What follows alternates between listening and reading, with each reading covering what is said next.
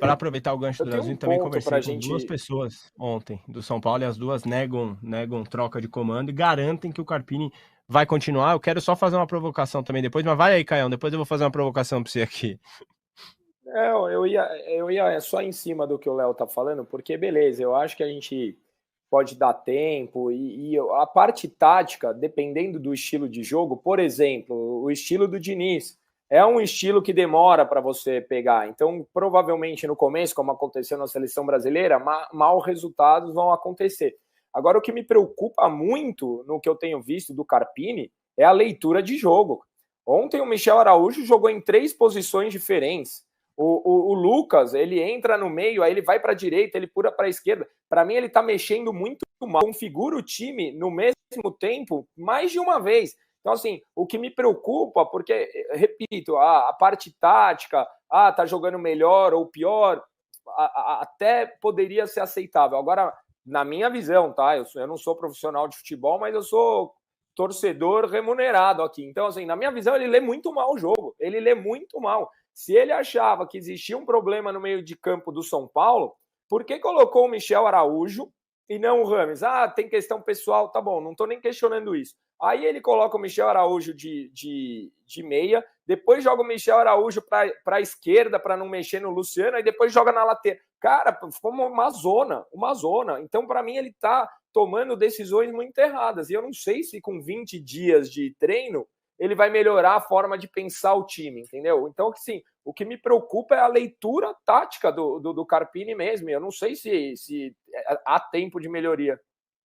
Eu acho, João, só para aproveitar esse gancho rapidinho, Claro. que o Carpini tem pontos fortes e pontos ruins nesse momento em São Paulo. Vou tentar elencar alguns rapidinho. O que o Caio falou, eu concordo. O Carpini lê muito mal o jogo. No sentido das alterações. Ele não mexe bem. Na maioria dos jogos ele mexeu mal e prejudicou o São Paulo. Ele deu uma confiança pro Ferreirinha. Ele melhorou o Ferreirinha. Ele trouxe o Ferreirinha ser um jogador incisivo. E hoje o Ferreirinha, quando se machucava ontem, vinha jogando muito bem. Era um dos melhores do São Paulo em campo. O esquema dele, que todo mundo fala que é um 4-2-4, ele próprio negou na coletiva ontem, eu também acho que não é. São Paulo joga num 4-2-3-1, você pode achar bom ou ruim, o Luciano por ali pra mim não rende, eu acho que o maior erro dele é pôr o Luciano aberto pela direita como tem jogado, o Lucas tá jogando bem. A depender, desculpa te imagina, mas isso é porque é uma coisa que me incomoda mesmo, a galera falando que o grande problema do São Paulo é o 4-2-4, não é. Primeiro, por muitas vezes o São Paulo, quando está com a posse de bola, sai em 3, então já não é 4 nada, para começo de conversa, sai em 3. Segundo, vai variar do bloco defensivo do time adversário. Se ele tá marcando mais baixo, o São Paulo muitas vezes joga num 3-6-1, porque povoa bastante o meio de campo, empurra o Wellington pela esquerda e empurra o ala pela direita, principalmente quando é o Igor Vinícius. Nesse caso, ontem, como estava jogando o Rafinha na base de sair, que é o 4-2-3-1, o Rafinha vinha fazer esse zagueiro e não um dos volantes. E aí, o que aconteceu? Para mim foi um erro grande do Carpini ontem, foi jogar o Alisson para fazer esse corredor pela direita.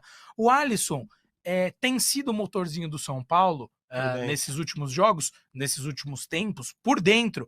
Inclusive, o Alisson, quando deixa de ser um ponta para se tornar esse segundo homem de meio de campo, evolui um absurdo. Ele já falou várias vezes dessa mudança dele, o quanto foi bom para ele isso. E aí, de repente, tudo bem, ele não estava como o cara mais agudo, ainda tinha o Eric à frente dele, mas ele estava fazendo esse corredor, o Lucas, no caso, que estava jogando pela direita, né? Fazendo esse corredor lateral. E aí ele acabou perdendo um bom jogador por dentro e anulando o próprio jogador dele pela direita. Então, essas leituras dele que acabam complicando o time dentro das 4 linhas. Eu te interrompi só para não falar que era o 4-2-4, mas me irrita. Cara, não foi esse o grande problema do São Paulo. Enfim, porque outras formas de jogo foram implementadas com a bola rolando. Enfim, né? Mas tudo isso que a gente está debatendo aqui é dentro de campo, né?